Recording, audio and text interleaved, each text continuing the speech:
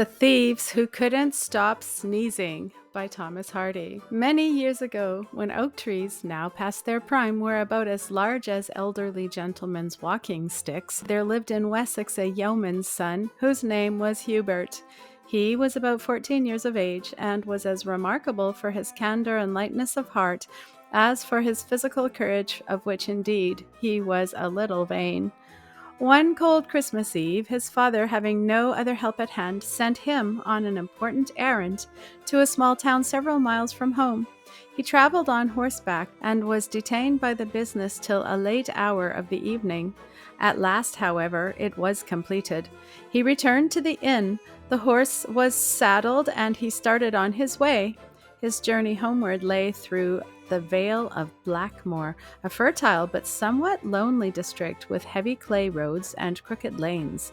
In those days, too, a great part of it was thickly wooded.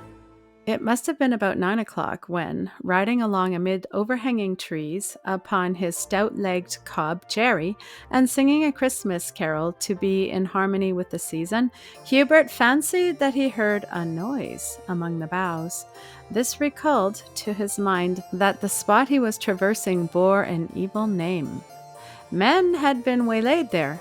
He looked at Jerry and wished he had been of any other color than light gray, for on this account the docile animal's form was visible even here in the dense shade.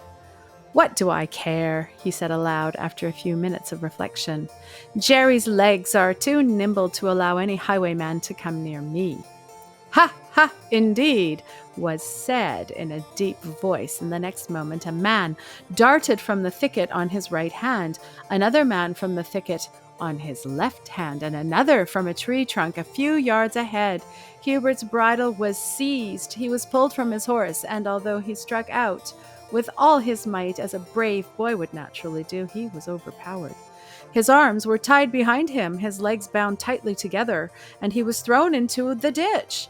The robbers, whose faces he could now dimly perceive to be artificially blackened, at once departed, leading off the horse. As soon as Hubert had a little recovered himself, he found that by great exertion he was able to extricate his legs from the cord. But in spite of every endeavour, his arms remained bound as fast as before. All, therefore, that he could do was to rise to his feet and proceed on his way with his arms behind him, and trust to chance for getting them unfastened. He knew that it would be impossible to reach home on foot that night, and in such a condition. But he walked on. Owing to the confusion which this attack caused in his brain, he lost his way, and would have been inclined to lie down and rest till morning among the dead leaves, had he not known the danger of sleeping without wrappers in a frost so severe. So he wandered further onwards, his arms wrung and numbed by the cord which pinioned him, and his heart aching for the loss of poor Jerry, who never had been known to kick or bite or show a single vicious habit. He was not a little glad when he discerned through the trees a distant light. Towards this he made his way, and presently found himself in front of a large mansion with flanking wings, gables, and towers, the battlements and chimneys showing their shapes against the stars. All was silent, but the door stood wide open, it being from this door that the light shone which had attracted him. On entering, he found himself in a vast apartment arranged as a dining hall and brilliantly illuminated. The walls were covered with a great deal of dark wainscoting, formed into molded panels, carvings, closet doors, and the usual fittings of a house of that kind. But what drew his attention most was the large table in the midst of the hall, upon which was spread a sumptuous supper, as yet untouched.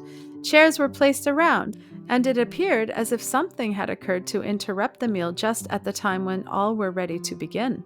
Even had Hubert been so inclined, he could not have eaten in his helpless state, unless by dipping his mouth into the dishes like a pig or a cow. He wished first to obtain assistance, and was about to penetrate further into the house for that purpose, when he heard hasty footsteps in the porch, and the words, "Be quick!" uttered in the deep voice which had reached him when he was dragged from his horse. There was only just time for him to dart under the table before 3 men entered the dining hall. Peeping from beneath the hanging edges of the tablecloth, he perceived that their faces too were blackened, which at once recovered any remaining doubts that he may have felt that these were the same thieves. "Now then," said the first, the man with the deep voice, "let us hide ourselves. They will all be back again in a minute. That was a good trick to get them out of the house, eh?" "Yes, you well imitated the cries of a man in distress," said the second. "Excellently," said the third.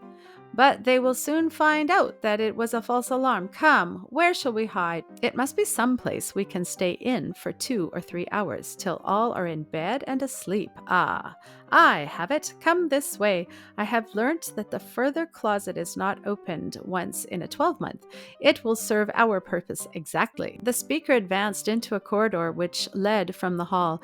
Creeping a little farther forward, Hubert could discern that the closet stood at the end, facing the dining hall. The thieves entered it and closed the door. Hardly breathing, Hubert glided forward to learn a little more of their intention, if possible, and, coming close, he could hear the robbers whispering about the different rooms where the jewels, plate, and other valuables of the house were kept, which they plainly meant to steal. They had not been long in hiding when a gay chattering of ladies and gentlemen was audible on the terrace without. Hubert felt that it would not do to be caught prowling about the house unless he wished to be taken for a robber himself, and he slipped softly back to the hall, out of the door, and stood in the dark corner of the porch where he could see everything without himself being seen. In a moment or two, the whole troop of personages came gliding past him into the house. There were an elderly gentleman and a lady, 8 or 9 young ladies, as many young men, besides half a dozen men servants and maids. The mansion had apparently been quite emptied of its occupants. "Now, children and young people, we will resume our meal," said the old gentleman. "What the noise could have been, I cannot understand. I never felt so certain in my life that there was a person being murdered outside my door." Then the ladies began saying how frightened they had been, and how they had expected an adventure, and how it had ended in nothing after all. "Wait a while," said Hubert to himself. "You'll have adventure enough by and by, ladies." It appeared that the young men and women were married sons and daughters of the old couple who had come that day to spend Christmas with their parents. The door was then closed, Hubert being left outside in the porch. He thought this a proper moment for asking their assistance, and since he was unable to knock with his hands, he began boldly to kick the door. "Hullo! What disturbance are you making here?" said a footman, who opened it, and seizing Hubert by the shoulder, he pulled him into the dining hall. "Here's a strange boy I have found making a noise in the porch, Sir Simon." Everybody turned. "Bring him forward," said Sir Simon, the old gentleman before mentioned. "What were you doing here, my boy?" "Why, his arms are tied," said one of the ladies. "Poor fellow," said another. Hubert at once began to explain that he had been waylaid on his journey home, robbed of his horse, and mercilessly left in this condition by the thieves. "Only to think of it!" exclaimed Sir Simon.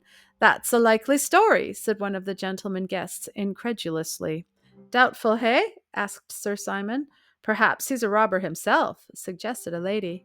"There is a curiously wild, wicked look about him, certainly, now that I examine him closely," said the old mother. Hubert blushed with shame, and instead of continuing his story and relating that robbers were concealed in the house, he doggedly held his tongue, and half resolved to let them find out their danger for themselves. "Well, untie him," said Sir Simon.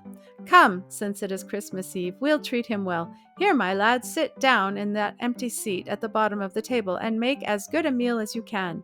When you have had your fill, we will listen to more particulars of your story."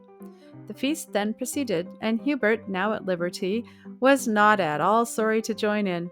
The more they ate and drank, the merrier did the company become. The wine flowed freely, the logs flared up the chimney, the ladies laughed at the gentlemen's stories. In short, all went as noisily and as happily as a Christmas gathering in old times possibly could do.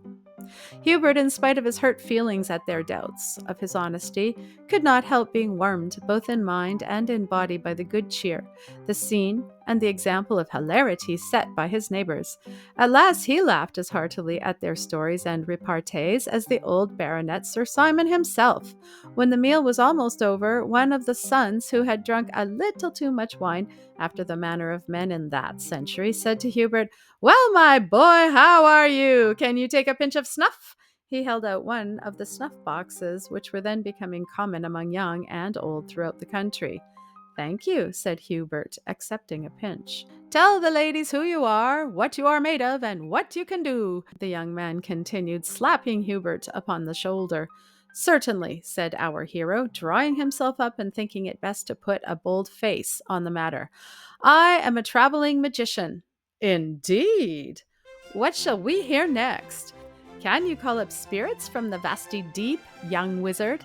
"I can conjure up a tempest in a cupboard," Hubert replied. "Ha! ha!" said the old baronet, pleasantly rubbing his hands. "We must see this performance. Girls, don't go away. Here's something to be seen." "Not dangerous, I hope," said the old lady. Hubert rose from the table. "Hand me your snuff-box, please," he said to the young man who had made free with him. "And now," he continued, "without the least noise follow me. If any of you speak, it will break the spell." They promised obedience. He entered the corridor and, taking off his shoes, went on tiptoe to the closet door, the guests advancing in a silent group at a little distance behind him. Hubert next placed a stool in front of the door, and by standing upon it was tall enough to reach to the top. He then, just as noiselessly, poured all the snuff from the box along the upper edge of the door, and with a few short puffs of breath, blew the snuff through the chink into the interior of the closet. He held up his finger to the assembly that they might be silent. "Dear me, what's that?" said the old lady after a minute or two had elapsed. A suppressed sneeze had come from inside the closet. Hubert held up his finger again. "How very singular," whispered Sir Simon. "This is most interesting." Hubert took advantage of the moment to gently slide the bolt of the closet door into its place. "More snuff," he said calmly. "More snuff," said Sir Simon. 2 or 3 gentlemen passed their boxes, and the contents were blown in at the top of the closet. Another sneeze, not quite so well suppressed as the first, was heard. Then another, which seemed to say it would not be suppressed under any circumstances whatever. At length there arose a perfect storm of sneezes. "Excellent, excellent for one so young," said Sir Simon. "I am much interested in this trick of throwing the voice, called, I believe, ventriloquism." "More snuff," said Hubert. "More snuff," said Sir Simon. Sir Simon's man brought a large jar of the best scented Scotch.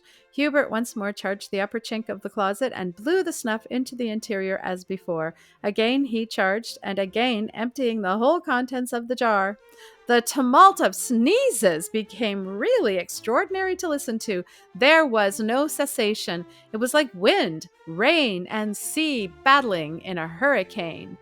"I believe there are men inside, and that it is no trick at all," exclaimed Sir Simon, the truth flashing on him. "There are," said Hubert. "They are come to rob the house, and they are the same who stole my horse." The sneezes changed to spasmodic groans. One of the thieves, hearing Hubert's voice, cried, "Oh, mercy, mercy, let us out of this!" "Where's my horse?" said Hubert.